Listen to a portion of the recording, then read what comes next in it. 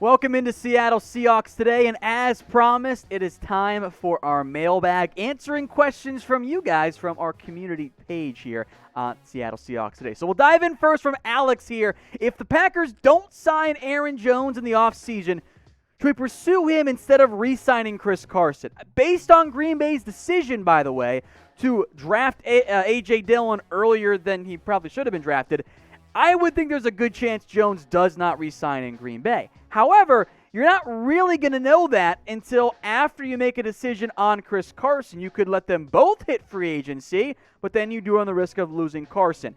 I don't know if I want to invest big-time money in a back. As good as Aaron Jones is, I like Chris Carson almost as much. I think Carson might be less expensive. If I can get Jones or Carson for something around that Melvin Gordon deal, I'm in, and I'm on board with that idea.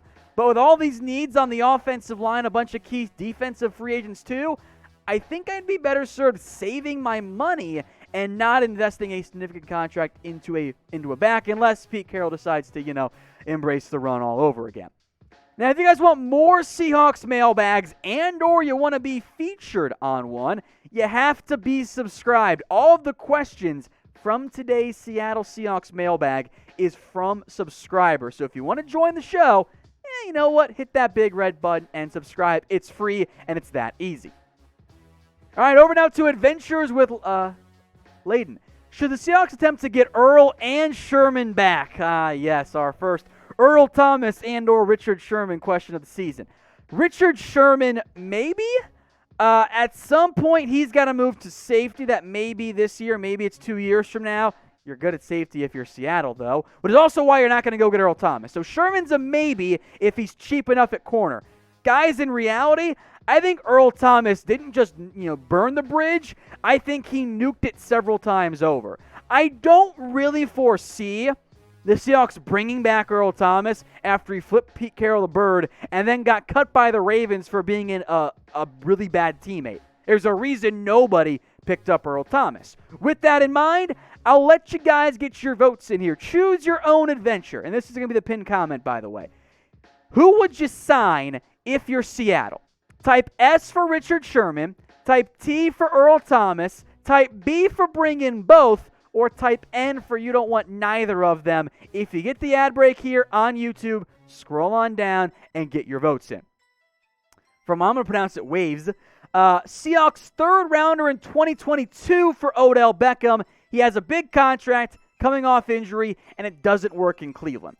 Beckham's going to make about $15 million per year over the next 3 years, so it's actually not that big. The Browns are also in a good cap space. He is coming off the injury, and I think there are some doubts about it working in Cleveland with him, but I think it was very clear against the Chiefs in particular. They missed someone of Odell Beckham's electric ability at the receiver position.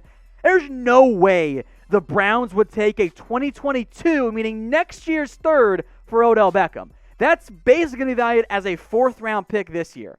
They can get a lot more than that. So the idea of Odell Beckham and Tyler Lockett and DK Metcalf is super intriguing, but that's not remotely the asking price Cleveland would have in a hypothetical of moving on from Odell Beckham. With that in mind, I do love some trade ideas. They're almost always fun here. So what I want you guys to do is scroll on down in the comments section and let me know who you want to trade for. Maybe there's a J.J. Watt. I'm sure we'll get plenty of those. But let me know what you guys think in the comments section. All right, more receiver questions here. Carson says, let's say David Moore walks. Who is the most interesting wide receiver free agent the Seahawks could bring in as a wide receiver 3? And then James Glenn says, and it's kind of a similar question, I'm going to tie him into one here. Would you please let the people know we don't need to go out and get a third receiver? Philip Dorsett's foot is fully healed now. He's going to be a fine wide receiver 3. I actually disagree with you, James. You have, of course, two great top 2 options, DK Metcalf, Tyler Lockett, 1A, 1B. David Moore outplayed what we've seen from Philip Dorsett the past couple seasons. And Philip Dorsett, by the way, is also a free agent. If you bring back Moore and Dorsett, I guess it's okay. But I got to be honest, guys, I don't think Dorsett's that good. I mean, we haven't seen him be great since his, second to last year in Indianapolis. I don't think he's anything more than truly a wide receiver 4. So if you want to look free agency here, potential options. T.Y. Hilton, Curtis Samuel might be a little bit expensive, but man, that might be the best trio in the NFL at receiver. 2 different Chiefs guys. Sammy Watkins is a bit inconsistent, but I think he could work as a good wide receiver 3. Kind of in that role for KC now, if you include, tight end Travis Kelce as one of your best guys. Demarcus Robinson, maybe. And if you want to get wild with it, someone that Russell Wilson allegedly advocated for, maybe Antonio Brown. I'm not sure I would recommend that idea, but it is a possibility. All right, Christopher now. Should the Hawks trade up for a first rounder, and what do you think they would have to give up? So we look at where things sit for the Seahawks' current draft picks. They got a second rounder, a fourth, a fifth, a sixth, and a seventh. You could package all of those together, and to move from where Seattle is picking at the back end of round 2 up to the 32nd overall pick, and let's say it's the Chiefs who win the Super Bowl, they say no. So the only way you're getting into round 1 is to include a premium future draft pick and or a player of some type. I'm not sure, and a good player, by the way. I'm not sure there's going to be much interest there. So in reality, I would give up any hopes and dreams of moving into round 1 unless you include a player or do some other trade to acquire extra draft capital. It's just too far for Seattle to move with where they're at right now.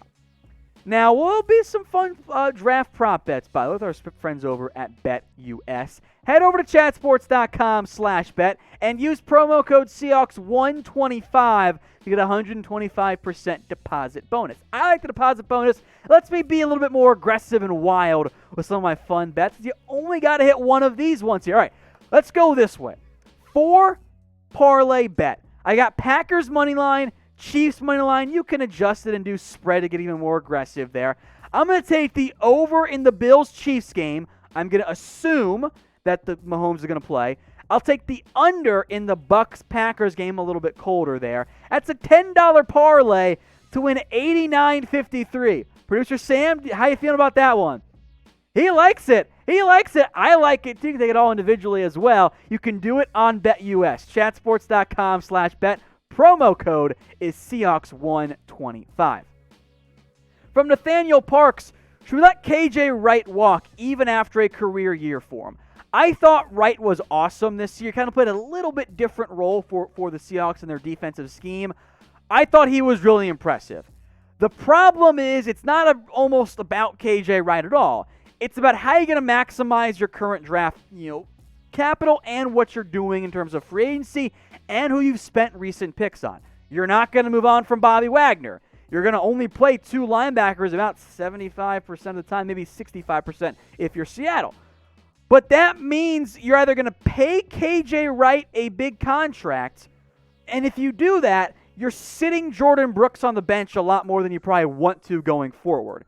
So in reality, if it comes down to playing your first-round pick or sitting him and paying a linebacker almost maybe $10 million a year, somewhere in that range, I think you almost have to let KJ Wright walk to use Jordan Brooks more. Otherwise, it's bordering on not maximizing your first-round pick from last year. So pick one for me. Who do you want as linebacker 2? Type JB for Jordan Brooks, type W for KJ Wright. Because you invested a first in Jordan Brooks, and he was better in coverage than I thought he was going to be this year, by the way, I think I'm going to go with Jordan Brooks. From A-Train Homeboy, everyone's talking about the Seahawks drafting another back. They need to draft some offensive linemen. Well, you know what? Baseball, Brendan agrees with you. Says, what good O-line free agents are there for the Seahawks to give? Now, I think in reality, you're both right. You got to address the O-line in free agency and in the NFL draft, especially because your starting left guard, Mike Iupati, is a free agent. Ethan Postic's a free agent. Your top interior offensive lineman backup, Jordan Simmons, is a restricted free agent. He wasn't done great, by the way. Maybe it's Phil Haynes, but I kind of doubt that a little bit. Cedric Ogbuehi, your swing guy, also a free agent. So if you want to get aggressive in free agency and try and fill a starting spot with a damn good offensive lineman, here are some names to watch out for.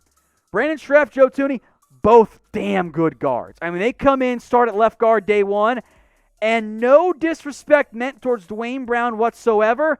I think one of those first two guys instantly becomes the best lineman for Seattle. You want to go with a new center? Corey Linsley. I think he'd be a big upgrade over Ethan Posick. You want to get creative and go get a right tackle to replace Brandon Shell? How about Taylor Motton or even Darrell Williams? Both those guys could play right tackle. And then Austin Ryder is kind of a low-end starter, but could play some guard, could play some tackle, maybe some center in a pinch too. That could work out pretty well if you're not trying to break the bank on a lineman. So those are some names to watch out for on the offensive line.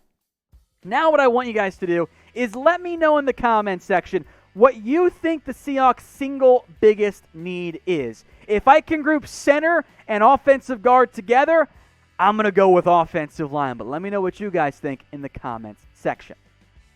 All right, from Abby, should the Hawks trade for JC Jackson? If so, what do we have to give up for him? I would love to get JC Jackson. I think he's a damn good football player and one of the more unheralded corners in the NFL. I don't see the Patriots giving up him, and if they do, probably more than what Seattle is comfortable giving up. I think it starts with a second, probably some more. It's a lot to give up for a team light on draft capital. All right, Ethan F.